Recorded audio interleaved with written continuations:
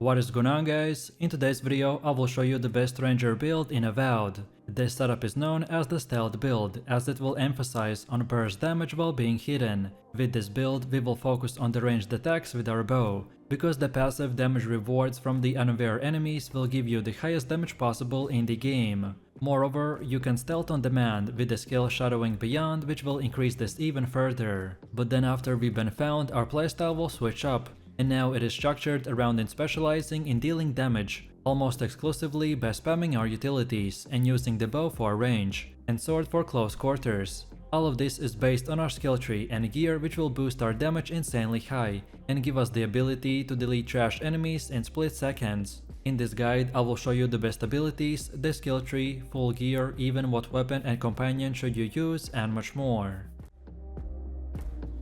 So first up, let's move over to the background. The Vanguard Scout is the best background for the ranger build, as it provides a strong foundation for the stealth, especially in the early game. The background will play a pivotal role in shaping your role-playing experience. This will affect your dialogue options and determine your starting weapon during the tutorial. Your initial allocation of the attribute points across the 6 stats is also influenced. However, they will not restrict your access to any equipment or abilities as the game progresses. But regardless of your background, you can still use any equipment and abilities that you want.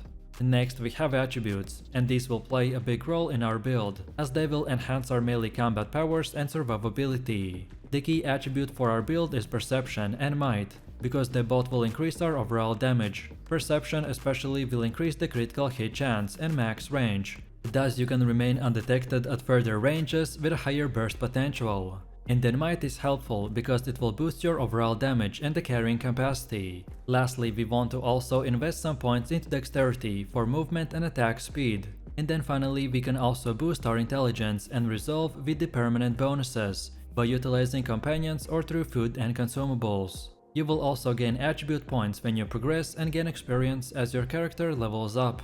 Next up we have our skills. Fury of Blows, the Beer Ally, and Shadowing Beyond are the best skills for our stealth build. The Flurry of Blows will grant lifesteal, making every hard-hitting attack heal you. You can also combine this with the Blood Magic from the Wizard tree to gain essence at the cost of life. This combo will allow you to free cast abilities consistently, while killing enemies and replenishing lost life. Then Beer Ally is the best defensive skill for us, because at rank 2 it will give us an AoE taunt when summoned. You could then use the beer preemptively or reactively to aggro attackers away from you. Just keep your distance by dodging the enemy at an angle, and aim for the headshots while the beer holds the aggro. Then Shadowing Beyond will grant us immediate stealth, and the godlike passive can be used regardless if you are stealth or by crouching, meaning that this skill can be used to one-shot enemies without using the tall grass. And additionally, you want to look for skills that increase critical hit chance, both damage and then even damage to unsuspected targets like the sniper, marksmanship, and the critical strike.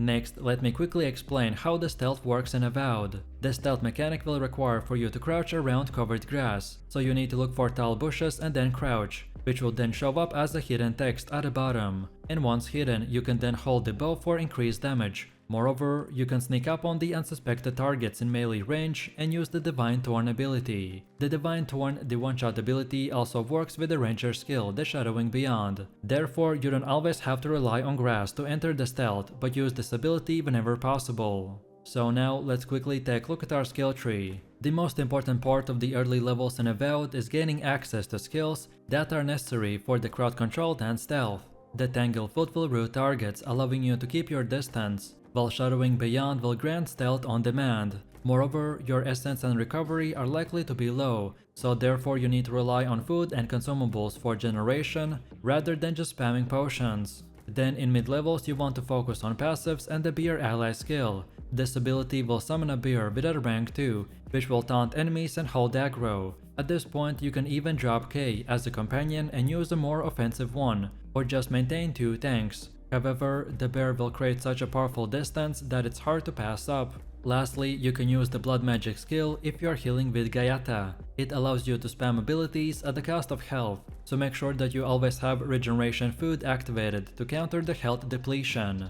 And then finally, from level 21 and up, we want to focus on the Flurry of Blows. This ability is one of the most overpowered skills once you reach rank 2, which will grant us lifesteal with weapons. With rank 3, you will gain 50 seconds with a short cooldown, therefore you want to pre-buff every fight, using this before entering the stealth or initiating combat. The godlike abilities also have a buff skill, and both can be combined for insane one-shot damage. And lastly, don't forget that you need to take 3 points into the survivalist skill, because once unlocked you can then craft advanced food and buffs that drastically increase our survivability, damage and regeneration.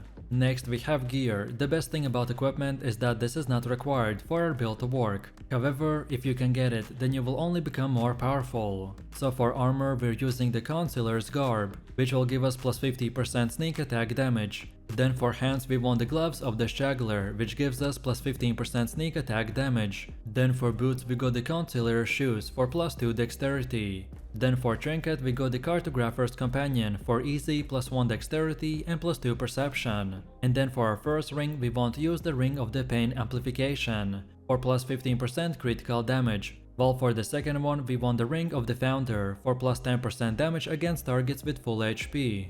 And then as far as weapons go, the main weapon for our build is of course the bow. Bow and dagger are the best choices for weapons for stealth, because bows have unique passives for attacking unaware enemies, while daggers give increased critical hit chance. Both of these weapons provide the most burst damage possible at range. The bow can also aim for weak points in stealth and capitalize on 2 forms of increasing damage without any passives or bonuses. However, in the early game, you can even wield a dual wield sword as they are more common. Moreover, if you are struggling with survivability in melee range, then feel free to equip a sword and a shield, until you get more passives and only then switch to the bow. Then for one of the last things we have consumables. Consumables are extremely powerful and can stack together like the Beetle Pie and the Migrant's Blessing. When both are consumed, you will gain 30% increased damage that stacks on top of each other. You will need to unlock the Survivalist rank ability to gain access to better recipes. Rank 3 will give you powerful recipes and it's definitely worth it. So then stock up on supply in towns because it's very cheap,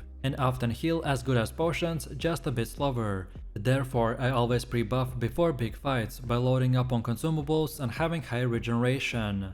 Next we have companions. In my opinion, Gaiata and Marius are the best companions for a ranger build, because Gaiata can heal while Marius can root, discover treasure and burst single targets. Each one of these companions will bring unique abilities and backgrounds to your journey. Gaiata will join your party during the main story quest, the Animancy Method, while Marius will become available after progressing through the main story quest called the Untimely End. So with this combo we want to create a balanced and formidable party by including the Gaiata's support and healing skills, with Marius' offensive and tactical power. We will use Gaiata Barrier to provide protective shields to allies, and Marius' Heart-Seeking ability to increase damage dealt to low health enemies. And then finally, Gaiata's acceleration skill can increase movement and attack speed, while Marius' Wounding Shot can deal damage over time and much more.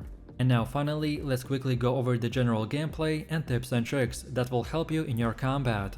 So, the most important part of playing a stealth build in Avowed is triggering the stealth mechanic by using the tall grass and crouching, or by activating the Shadowing Beyond skill. The tall grass won't be found in tight spaces. Moreover, you will must crouch many feet away from the target, so you will need to look for the eye above their head to determine if you are detected. You will then see a hidden UI element, which will mean that you will gain bonus damage when attacking. And then for melee range, you want to sneak up beyond to trigger the godlike passive Divine Thorn. And then at long ranges, you want to aim for weak points to do optimal damage. When it comes to survivability, once you are detected, then you want to summon the bear for AoE taunt. If you don't have the bear, then just dodge the flank or create space while rooting the target with the Tanglefoot. You just don't want to rely on potions, because otherwise you will spend a lot of gold on them. And just overall, I recommend to prioritize upgrading your bow weapon with materials and use melee weapon upgrades sparingly, as you should be playing at long ranges. You then also want to use light or medium armor, depending on the bonuses. Pretty much anything that will boost critical hit chance, critical damage, stealth damage or essence regeneration is great at first. And then at later levels you will want to practice pre-buffing with the Flurry of Blows, and take talents for more critical hit chance and the bow damage. So, let me know what you think about this build in the comments below. If you enjoyed this, then you definitely don't want to miss my previous Avowed Wizard and the Fighter builds, where I showed super broken builds, so click the screen now and I'll see you in the next one.